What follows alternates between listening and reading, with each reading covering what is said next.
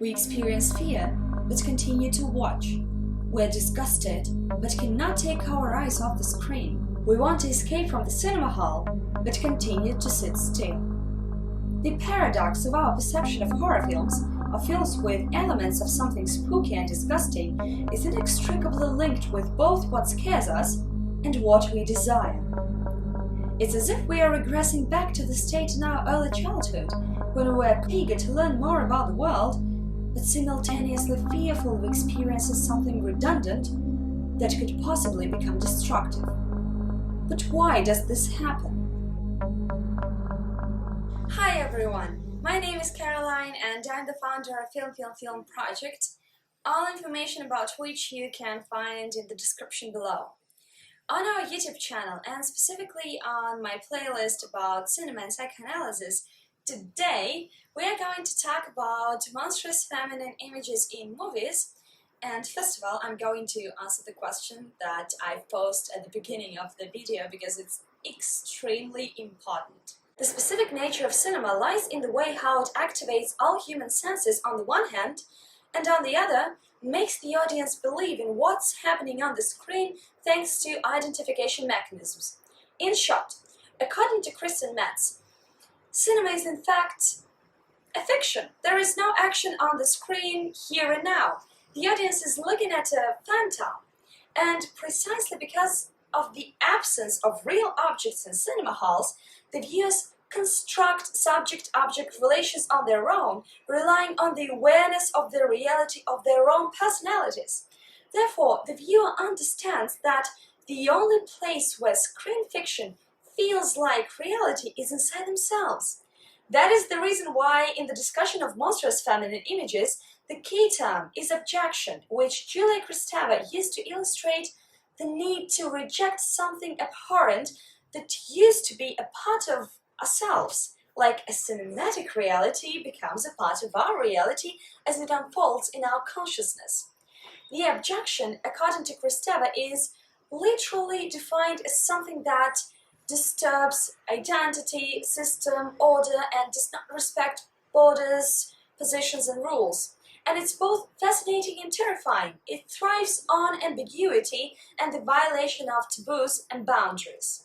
Barbara Creed in her article Horror and the Monstrous Feminine, an Imaginary Abjection, describes different forms of abjection in horror films. First, the disgust associated with bodily waste, such as blood, saliva, vomit, pus, feces, all of which are part of people's bodies and are kind of natural but become disgusting right in the moment the body has to get rid of it. As another important aspect, Creed considers the monsters themselves, which cross or threaten to cross the border. For example, the border between human and non-human, natural and supernatural, normal and abnormal gender behavior and sexual desire, the clean, proper and well-formed, and the dirty or deformed body. This threat lies in the unconscious fear of such beings, the reasons for which I discussed in the previous video on experiencing the uncanny according to Freud. And the third and most important form of abjection in the context of this video is maternal. Female monstrosity in horror films is almost always portrayed in relation to motherhood and reproductive functions, because women at least give birth as if their bodies get rid of a baby. But Creed emphasizes that a woman is not by her very nature an abject being.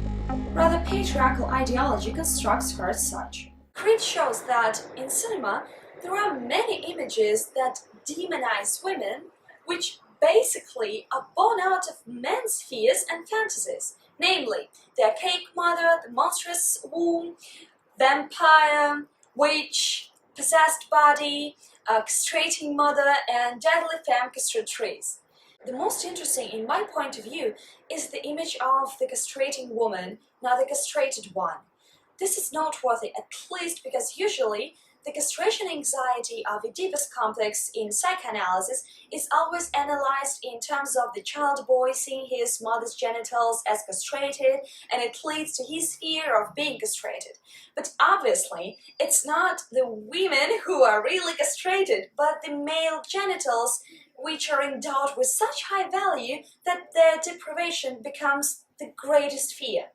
This is why Creed considers the central character of horror films, the actively castrating female monster.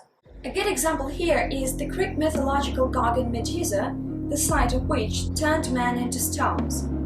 Freud saw the Medusa's head as a passive image of a castrated woman, but Barbara Creek points out that, on the contrary, the Medusa is actively threatening because her entire visage is alive with images of toothed vaginas, poised and waiting to strike.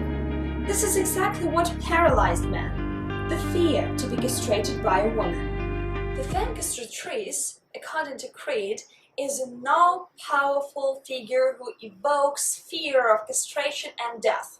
And as we have already realized, these two fears for men seem to be equal, if not to say that the loss of genitals is scarier than the loss of life.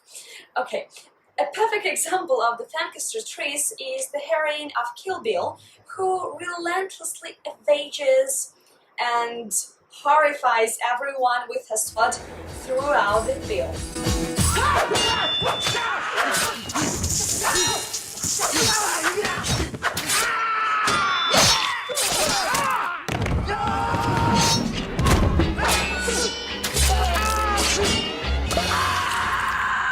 So, what do you think about it? Leave your comments below, react, share this video with your friends who are interested in cinema and psychoanalysis, and don't forget to subscribe to our YouTube channel. Thank you very much for watching and see you next time. Goodbye!